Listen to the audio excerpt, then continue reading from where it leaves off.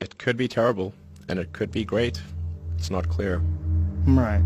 But one thing's for sure, we will not control it. বিজ্ঞানীরা এখন AI ব্যবহার করে ওয়াইফাই রাউটার হ্যাক করছে তোমার বাসার ভেতর তোমাকে দেখার জন্য। A camera looking at a space with people in it.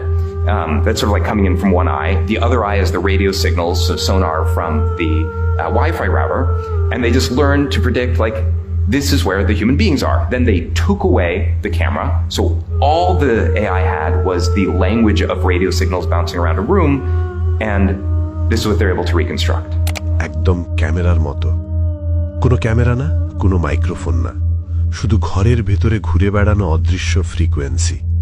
এই সিগন্যাল এখন তোমার নিঃশ্বাস, নড়াচড়া, এমনকি ঘুমানো পর্যন্ত দেখতে পাচ্ছে। আর সবচেয়ে ভয়ঙ্কর বিষয় হচ্ছে তুমি জানতেও পারবে না যে এসব ঘটছে। ওয়াইফাই রাউটার শুধু ইন্টারনেট দেয় না, এটা রেডিও ওয়েভ ছড়ায়, যেগুলো প্রতিফলিত হয় তোমার দেয়াল, ফার্নিচার, এমনকি তোমার শরীর থেকেও। তুমি যখন নড়ো, এমনকি সামান্যই, তখন এই ফ্রিকোয়েন্সিগুলোর প্যাটার্ন পাল্টে যায়, তারা বাঁকে যায়, ছড়িয়ে পড়ে, প্রতিফলিত হয় ভিন্নভাবে।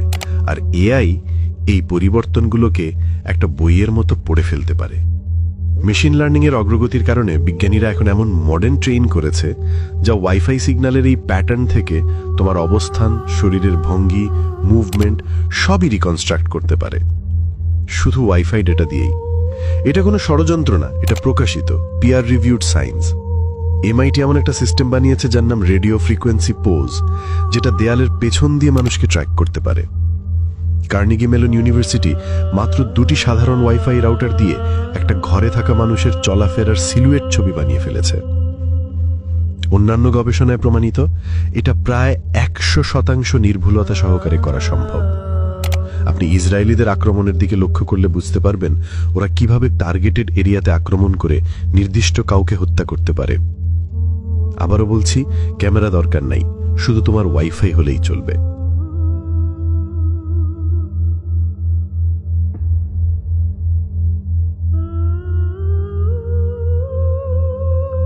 ইসরায়েলি প্রতিরক্ষা বাহিনীর এআই ব্যবহারের নতুন কিছু নেই।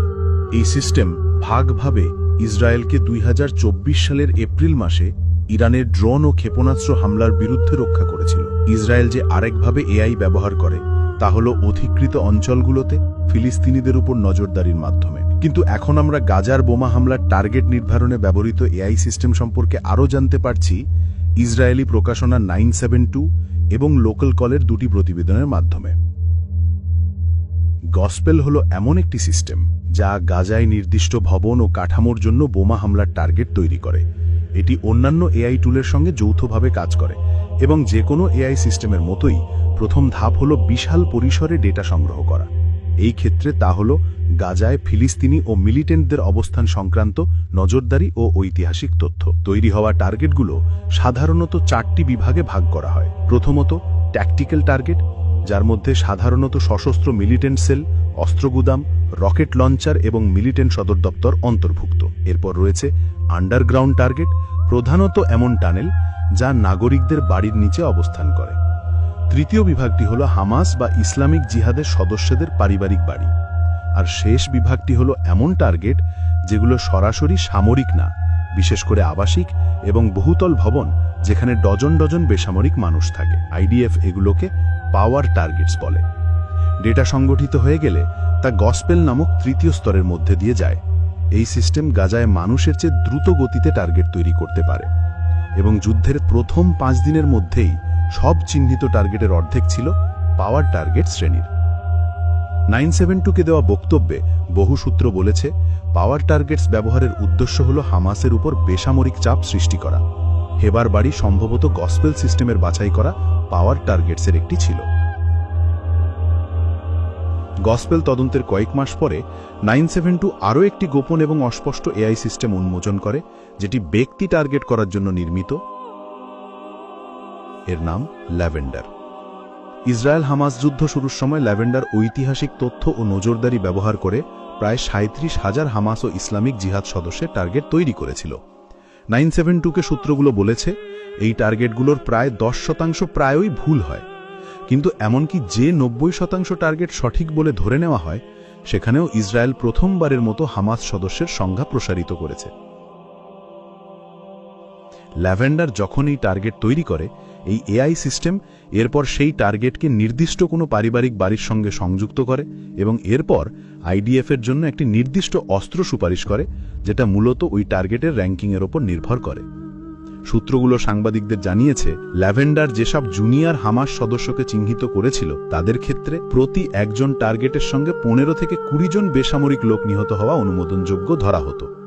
কিন্তু কিছু টার্গেটে এই অনুমোদিত বেসামরিক মৃত্যুর সংখ্যা 300 পর্যন্ত ছিল।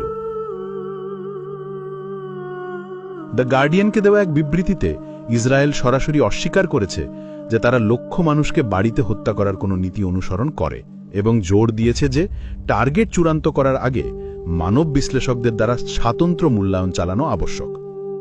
এতেই আমরা এই দুই প্রক্রিয়ার শেষ ধাপে পৌঁছাই, মানব অনুমোদন। 972-কে দেওয়া সূত্রগুলো বলেছে, ল্যাভেন্ডার যে জুনিয়র সন্দেহভাজন মিলিটেন্টদের বাড়ি বোমা মারার জন্য টার্গেট করে, তার আগে একমাত্র মানব তদারক ছিল এআই সিস্টেম যে টার্গেট নির্বাচন করেছে সে পুরুষ কিনা তা যাচাই করা।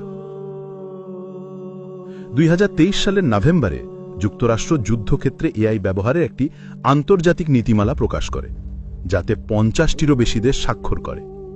কিন্তু ইসরায়েল এই চুক্তিতে স্বাক্ষর করেনি।